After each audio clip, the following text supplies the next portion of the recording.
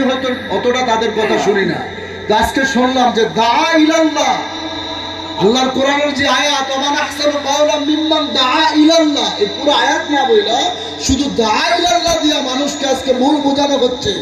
আপনাকে জানতে হবে, আপনি মানুষকে বুঝাইতে চেয়েছেন যে তাদের যুক্তি হলো আরব দেশ থেকে যারা এসেছিল, আমি তার আলোচনাটাও শুনেছি যে আরব দেশ থেকে যারা আসছে তারা নাকি এই দেশে ব্যবসা করতে আইসা তারা ইসলামের খেদমত করে গেছে। এবার আরেকটি পরিচয় দেই, বর্তমানে এই কুমিল্লার জমিনে শুধু না সারা বাংলাদেশে যারা আহলে সুন্নাত ওয়াল জামাতকে মাইনাস করে আজকে নামাজহাবি বলেন, আজকে তাবলীগ জামাত বলেন, হেফাজত বলেন, কওমি বলেন, ইসলামী ঐক্য ফ্রন্ট বলেন, যারা ছিল, যারা আমাদেরকে বেদাতি বলে, আমাদেরকে যারা গোমরাহি বলে, আমাদেরকে বলে আমরা শিরকি কাজ করি, ইসলামকে নিয়ে যারা আজকে মন্তব্য করতেছে যে ইসলাম তারাই প্রতিষ্ঠিত করেছে, কোরআনের আইন তারাই বাস্তবায়ন করবে, আপনাদের মাধ্যমে এখানে রাজ চলতেছে। জাতীয় স্থায়ী কমিটির সদস্যবৃন্দ, জিজ্ঞেস যদি করা হয় এই বাংলার ভারত উপমহাদেশে জামাত ইসলামের প্রতিষ্ঠা কত বছর হয়েছে?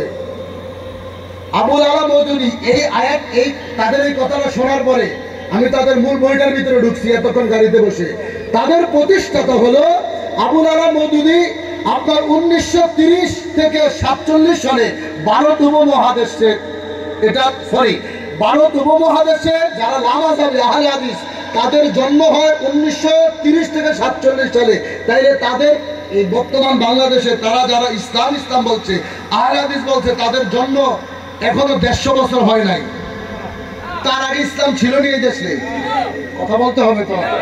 150 বছর আগে ছিল কি ছিল না?